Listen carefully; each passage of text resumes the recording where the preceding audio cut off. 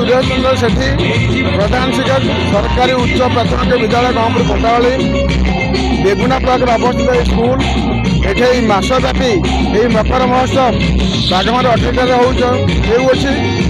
एठारे 5 दिन धरी मकर महोत्सव पालन कराउछि।